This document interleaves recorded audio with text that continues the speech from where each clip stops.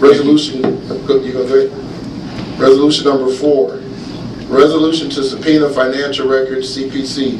Whereas the City of Benton Harbor Mayor and Board of Commissioners desire to partner with nonprofit organizations that function and operate for the well-being of Benton Harbor City residents, and whereas Citizens for Progressive Change, CPC, received monies to improve the social and economic conditions in the City of Benton Harbor for residents, and whereas a public record concerning the monies and programs have never been procured or submitted by the chairperson and or board members, and whereas a significant amount of the grant money, millions, was received for programs such as Inspiration House, 21st Century Grant, Men at Work, and job training youth activities from 2004 to 2008. Therefore, be it resolved that the City of Benton Harbor Mayor and Board Commissioners subpoena financial records not excluding the 990 of Citizens for Progressive Change, and are requesting a public report of how the monies were used to improve the well-being of the City of Benton Harbor residents. Resolution 5, resolution to subpoena financial records, Consortium of Community Development. Whereas the City of Benton Harbor Mayor and Board of Commissioners desire to work with the nonprofit organizations for the well-being of Benton Harbor residents, and whereas the Consortium of Community Development is a conglomeration of nonprofit groups, and whereas a recent grant for extreme poverty was received to help residents in the City of Benton Harbor, and whereas a formal public announcement by the Consortium of Community Development as a recipient of the Extreme Poverty Grant, $586,000, has not been procured or made available, and whereas the City of Benton Harbor Mayor and Board of Commissioners hereby subpoena the financial records not excluding the 990 of the Consortium of Community Development for 2004 through 2010. Therefore, be it resolved that the City of Benton Harbor Mayor and Board of Commissioners desire to participate in the distribution of the Extreme Poverty Grant funds to ensure that the Benton Harbor residents benefit from said funds. Resolution 6, resolution to subpoena the Harbor Shores Community Redevelopment Corporation. Whereas the City of Benton Harbor Mayor and Board of Commissioners acknowledge the existence of the Harbor Shores Community Redevelopment Corporation, Jack Nicklaus Signature Golf Course, and whereas the City of Benton Harbor Mayor and Board of Commissioners rescinded support for the Harbor Shores project April 19, 2010, and whereas the City of Benton Harbor Mayor and Board of Commissioners desires to initiate an open investigation to resolve a litany of issues regarding the violation and default of the lease agreement, and whereas the City of Benton Harbor Mayor and Board of Commissioners suspend all relations with the Harbor Shores Community Redevelopment Corporation until a thorough investigation of the financial records be completed. Therefore, be it resolved, the City of Benton Harbor Mayor and Board of Commissioners subpoena the Harbor Shores Community Redevelopment Corporation to appear for a public hearing. Resolution number 7 is a resolution to subpoena Miller, Canfield, Paddock, and Stone. Whereas Miller, Canfield, Paddock, and Stone were paid by Harbor Shores Community Redevelopment, Inc. to by proxy represent the City of Benton Harbor, and whereas the City of Benton Harbor Mayor and Board of Commissioners have not received a formal legal report, and whereas the attorneys for the City of Benton Harbor, Pamela C. Enslin and Brad H. Seisel, by proxy represented the City of Benton Harbor. Therefore, be it resolved, the City of Benton Harbor Mayor and Commissioners subpoena the testimony in writing and witness Pamela C. Enslin and Brad H. Seisel to provide all information requested by the Mayor and Board of Commissioners. Resolution number 8 is to the State's Attorney General. This resolution is to address current City of Benton Harbor financial crises involving serious issues of the emergency financial matter. The city charter is application of the guidelines for governing by elected officials, or whether the laws as specified in the charter can be abridged by a local emergency financial assistance loan board. The Michigan State Treasurer, when appointed emergency financial manager under the Local Government Fiscal Responsibilities Act, Michigan Power Law 141, period 1201, Public Act 72 of 1990, or by any other statutes noted in the EMS employment contract. And number 9 is, again, the letter to our state representatives, 79th District, Mr. Al Machoka, who was in office 3 days and wrote a letter in support for our financial manager and for the emergency loan board. In 3 days, he did that without consulting with the city commission, without meeting with us.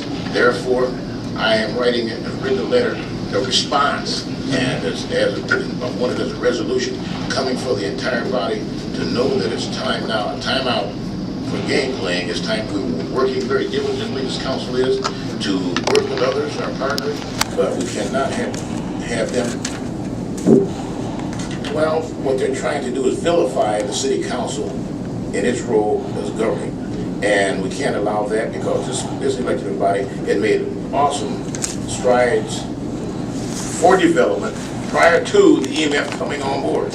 Now, I don't think anyone in the community can say that we had not, but it had. We made a lot of progress, and that progress has been stymied. So I think we need to know why he was supporting. In fact, I think he's want to go on record of introducing legislation to give emergency financial managers more authority, and I'm appalled at that.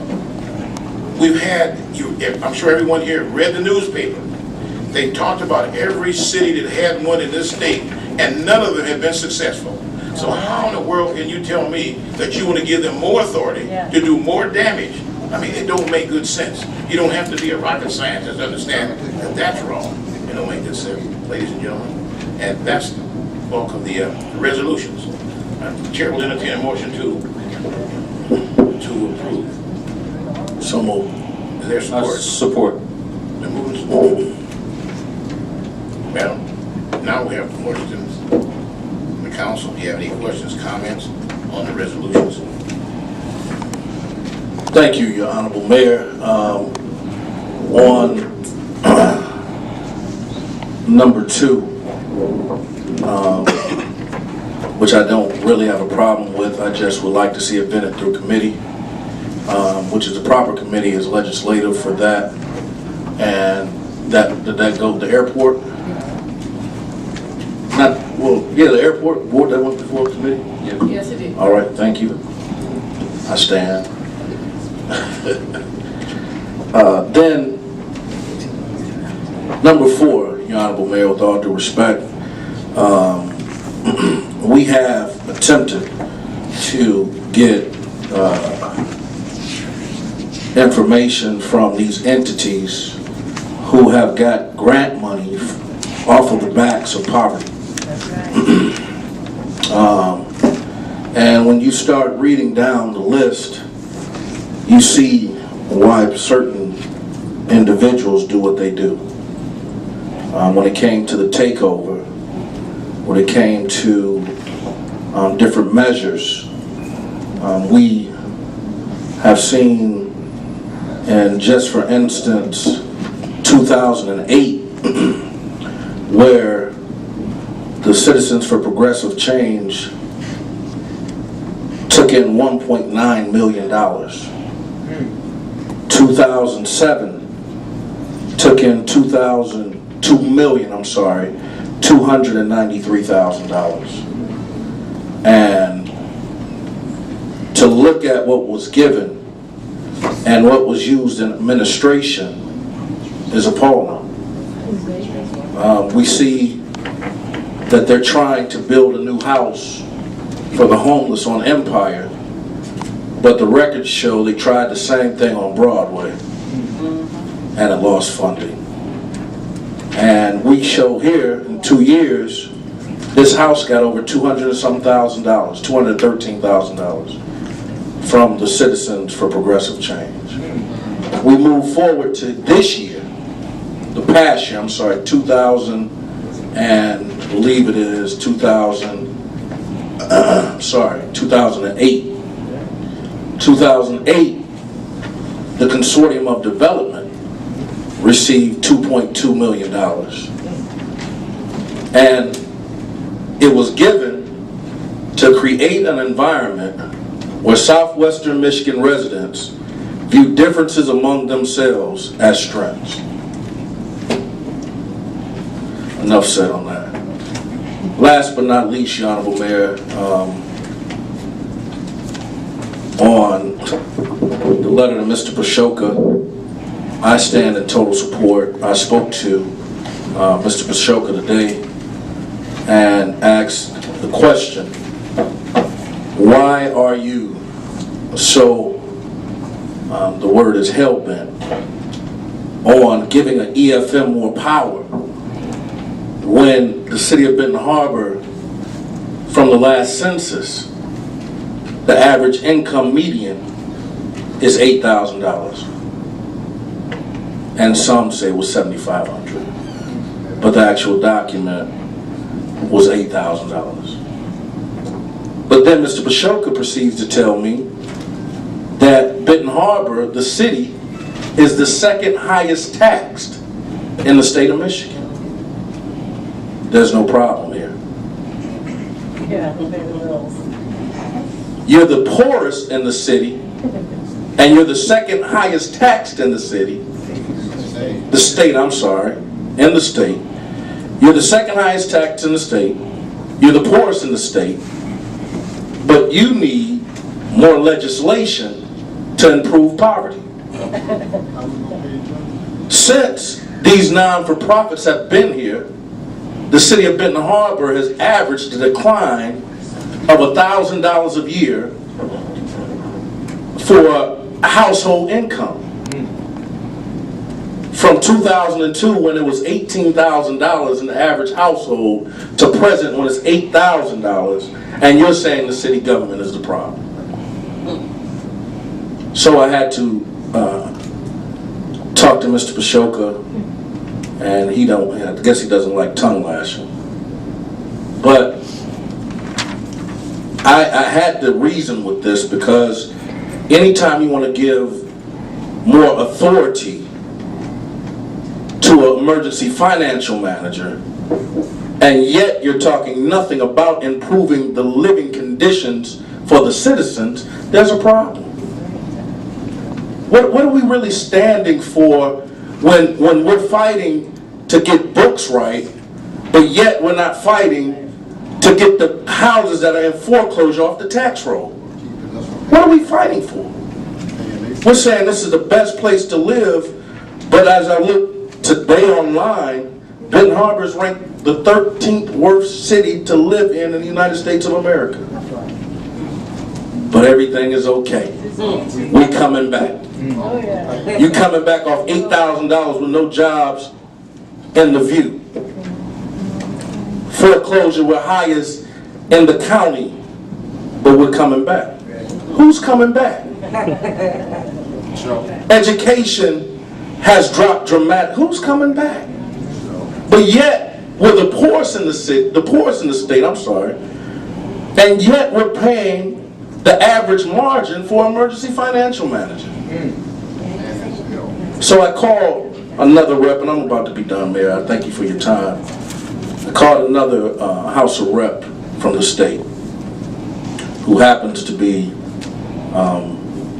very close in blood and in a relationship.